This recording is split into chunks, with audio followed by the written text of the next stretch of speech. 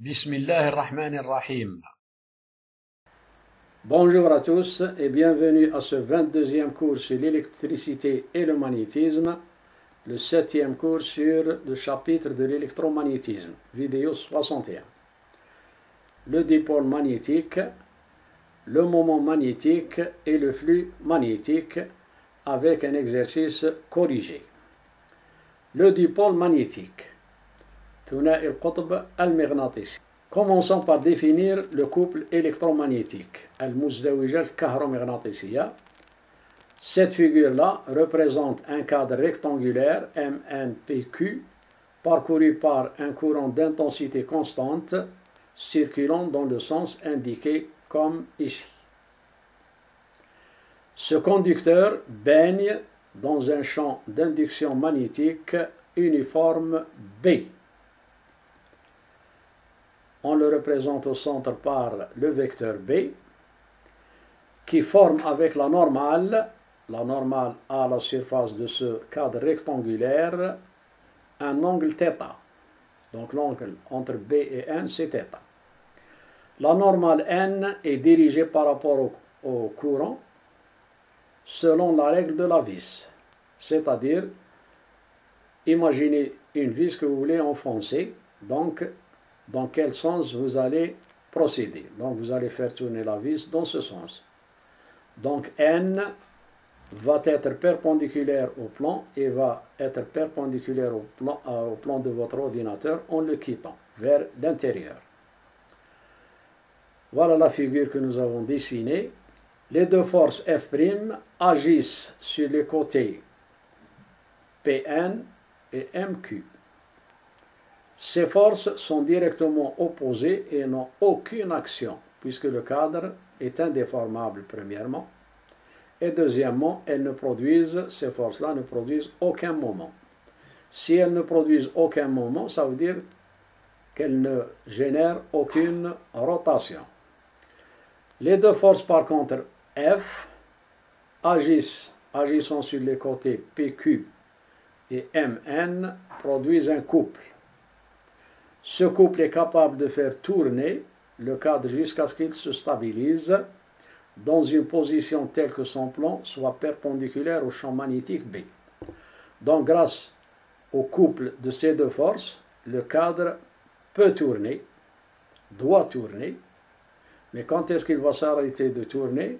Lorsque B sera perpendiculaire au plan du cadre. À ce moment-là, le cadre se stabilise, on dit qu'il est dans une position d'équilibre. Les côtés MN et PQ sont perpendiculaires à B quand le cadre atteint sa position stable, c'est-à-dire sa position d'équilibre. Voilà toujours la même figure, mais cette fois, on va la projeter sur un plan horizontal, avec tous les vecteurs en présence. En se basant sur cette figure, on peut déterminer la valeur du couple, le couple de rotation des deux forces. On note par gamma, grand gamma delta, le couple des deux forces. Donc FD1 plus FD2. D1 et D2 étant les bras de F ici et F ici. Et ils sont égaux. Pourquoi? Parce que les deux forces sont à égale distance de l'axe vertical de rotation passant par O. Donc D1, c'est égal à D2. Et D1, c'est égal à D2, c'est égal à la longueur divisé par 2, parce que c'est ça le bras. Donc, D1 égale D2, L sur 2, sinus θ. Pourquoi sinus θ? Si on voit bien sur cette figure, là on a un triangle rectangle. Donc sinus θ, c'est D1 sur L sur 2. Et par conséquent, D1 c'est L sur 2 sinus θ. Puisque cet élément de conducteur rectiligne est parcouru par un courant en présence d'un champ magnétique, on doit appliquer la loi de Laplace. Donc F sera égal à B I L sinus alpha, pas θ. Alpha, bien sûr, c'est l'angle entre le conducteur L et B. Or, ici, B est perpendiculaire à L. Ça veut dire que sinus alpha, on va le remplacer par 1. De ces trois expressions, on arrive à gamma delta, c'est égal à BIL, la force de Laplace, on remplace son sinus alpha par 1, fois 2 fois, puisqu'ici on a 2F D1. 2 D1, L sur 2 sinus θ. 2, on le simplifie par 2. En fin de compte, on a le couple de rotation qui est égal à BIL fois L sinus θ. Or, voyez bien que grand L fois petit l, ce n'est ni plus ni moins que la surface du cadre. Donc, en remplaçant grand L par petit l par S, on arrive à cette nouvelle expression du couple gamma delta, c'est égal à B, I, S sinus θ. Ce couple de rappel permet au cadre de regagner sa position d'équilibre.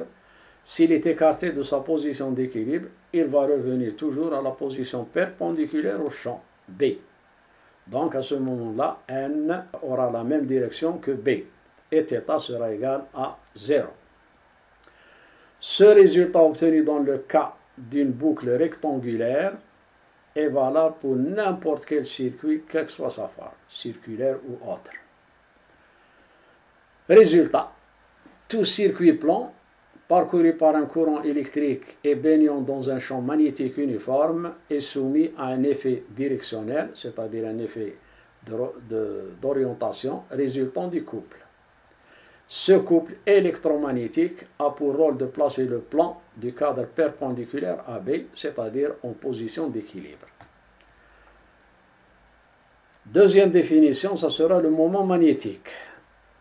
Toute boucle ou autre forme quelconque, rectangulaire ou circulaire ou autre, de courant électrique sur laquelle agit un couple électromagnétique est appelé dipôle magnétique. Dans le cadre que nous avons étudié tout juste avant, c'est un dipôle magnétique parce que il est parcouru par un courant et bien sûr en présence d'un champ magnétique. Définition du moment magnétique, on appelle vecteur moment magnétique, donc c'est un vecteur ou moment dipolaire magnétique du circuit d'un cadre d'air S, comme ici, l'expression le vecteur M est égal à I fois S fois N. On le dessine comme ça, donc voilà la normale à la surface, et M. N et M ici sont confondus. Le vecteur du moment magnétique dans le cas d'une spire est représenté par ce vecteur. Partant de cette définition-là, on peut écrire l'expression du couple électromagnétique sous une nouvelle forme. Quelle est cette nouvelle forme? On a gamma delta égale BIS sinus θ, c'est ce que nous avons écrit. Maintenant, on peut remplacer IS par M. Donc, le couple par rapport à delta sera égal à MB sinus θ. Or, MB sinus θ nous montre bien que ça, c'est le module du produit vectoriel de M par B.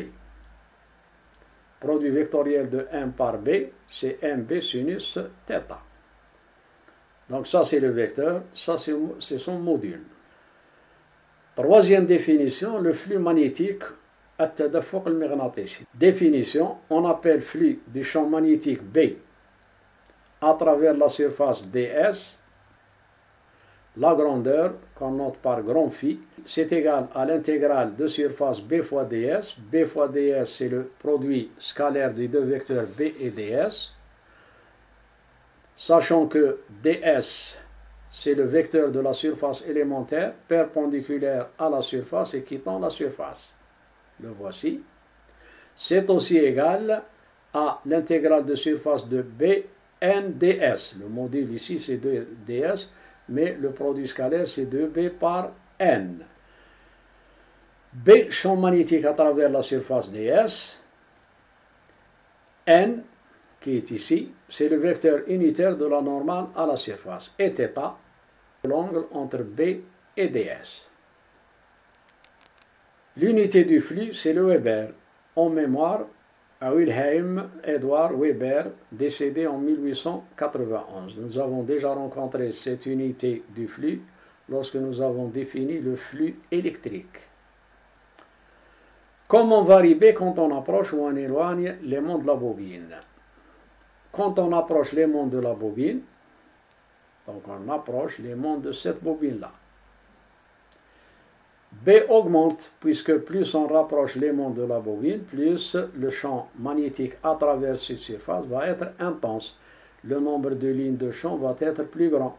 Ça veut dire que le flux augmente, puisque phi dépend de B. Ça veut dire que le nombre de lignes de champ traversant la surface augmente. Donc le flux nous donne une idée sur le nombre de lignes de champ qui traversent cette surface. Maintenant, quand on éloigne l'aimant de la bobine, c'est-à-dire que le champ magnétique à travers cette surface va diminuer, ça veut dire que le nombre de lignes de champ va diminuer, ça veut dire que le flux va diminuer. Donc le flux diminue et le nombre de lignes de champ traversant la surface va diminuer. Et directement à cet exercice, sur la figure ci-dessous, nous avons choisi un sens positif de parcours sur la bobine plate, C. Le flux est-il positif ou négatif dans ce cas? En éloignant l'aimant droit de la bobine, le flux augmente-t-il ou diminue-t-il? Petit b, répondre aux mêmes questions en intervertissant les pôles de l'aimant. Ça, c'est la première question, puisqu'elle sera suivie d'une deuxième question. هذا هو النص باللغة العربية، وكل الدروس باللغة العربية متوفرة باللغة الفرنسية على هذه القناة. Le corriger. Petit a, on nous demande si le flux est positif ou négatif.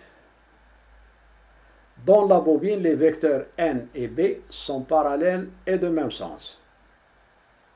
N et B sont parallèles et de même sens. Ça veut dire que θ peut varier de 0 jusqu'à pi sur 2, strictement inférieur à pi sur 2. Or, le flux, c'est égal à bs cosinus θ. Maintenant, si θ varie entre 0 et pi sur 2, le cosinus sera toujours positif. B positif, S positif, donc ce produit-là est positif. Qu'est-ce que ça veut dire ça? Ça veut dire que le flux est négatif dans ce cas-là. Maintenant, si on éloigne l'aimant de la bobine, c'est B qui va diminuer. On nous dit, le flux augmente-t-il ou diminue-t-il? La réponse est simple, puisqu'on éloigne l'aimant de la bobine, le champ magnétique à travers cette surface va diminuer et par conséquent, le flux va diminuer. Petit b, on doit répondre aux mêmes questions en intervertissant les pôles, c'est-à-dire le contraire de ça. Maintenant, on a de ce côté le pôle sud et de ce côté le pôle nord. Or, B est toujours dirigé du pôle sud vers le pôle nord. La direction de B est toujours la direction sud-nord. Donc ici, B, elle est comme ça. Donc l'angle entre N et B est de pi. Si on applique cette formule-là, cette fois, θ est compris entre pi sur 2 et pi. Le cosinus de l'angle θ compris entre pi sur 2 et pi est négatif. Si cosinus est négatif, puisque S et B sont positifs, ça veut dire que le flux est négatif. Mais maintenant, est-ce que le flux augmente-t-il ou diminue-t-il lorsque on éloigne l'aimant? Quand on éloigne l'aimant, comme nous l'avons dit ici, l'induction magnétique à travers cette surface diminue. Si B diminue, ça veut dire que le flux diminue. Donc, dans les deux cas d'éloignement, le flux diminue. Mais, dans ce cas, le flux est positif. Dans ce cas, le flux est négatif à cause de l'orientation de B ici et B ici, c'est-à-dire l'angle entre B et N. Deuxième partie de cet exercice, cette bobine est constituée de 20 spires d'air 10 cm² et baigne dans un champ magnétique uniforme d'intensité 0,1 Tesla. La bobine est perpendiculaire aux lignes de champ. On déplace la bobine d'un mouvement de translation, le flux varie-t-il? B, on fait tourner la bobine de 180 degrés autour de l'un de ses diamètres. Calculer la variation du flux à travers la bobine. نصب اللغة العربية, le corriger en déplaçant la bobine, c'est-à-dire qu'on éloigne la bobine dans ce sens-là, l'aimant étant fixe. Puisque B est uniforme, ici B ne varie pas lorsqu'on éloigne la bobine, c'est-à-dire que le champ magnétique créé par cet aimant est uniforme, c'est-à-dire que sa valeur est constante en n'importe quel point autour de cet aimant. Si j'éloigne la bobine à condition que cet éloignement c'est une translation, donc translation comme ça, le vecteur B reste constant. Donc le flux reste constant, il sera invariable, c'est-à-dire qu'il ne varie pas. En faisant maintenant tourner la bobine de 180 degrés. Avant de tourner la bobine, on calcule d'abord le flux dans cette position. C'est N, puisque le flux que nous avons défini auparavant, c'était pour une seule spire. Maintenant, si on a un spire, on doit multiplier le flux par N. Donc c'est NB cosinus 0. Pourquoi 0? Parce que B et N sont parallèles et de même sens. Cosinus 0 c'est 1. En faisant l'application numérique, on doit trouver 2 10 puissance moins 3 Weber. Maintenant en position finale, on ne va pas toucher à l'aimant, c'est-à-dire on le laisse dans sa position initiale, mais on fait tourner la bobine de 180 degrés. Lorsque la bobine tourne autour de l'un de ses diamètres de 180 degrés, remarquez que même le sens choisi change. Donc, le vecteur de la normale va lui aussi changer de sens.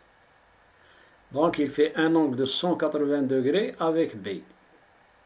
Ce qui nous donne pour φ2 la même formule, sauf qu'ici, au lieu de 0, on a 180 degrés. Le cosinus de pi, c'est-à-dire 180 degrés, est égal à moins 1. C'est pour ça qu'il y a ici le moins. Quelle est la variation donc du flux? On fait la différence entre les deux valeurs, c'est-à-dire delta phi égale phi2 moins phi1, c'est égal à moins 4 10 puissance moins 3 Weber. C'est tout ce qu'il y a à dire pour cette deuxième question de cet exercice. C'est tout pour aujourd'hui. Donc au prochain cours, le 23e cours sur l'électricité et le magnétisme, c'est-à-dire le 8e cours sur l'électromagnétisme, mais c'est le dernier cours sur l'électromagnétisme. Nous verrons l'induction électromagnétique avec un exercice corrigé. Je vous souhaite bonne réussite et bon courage et n'oubliez pas de vous abonner à cette chaîne si ce cours vous intéresse. Wassalamu alaikum.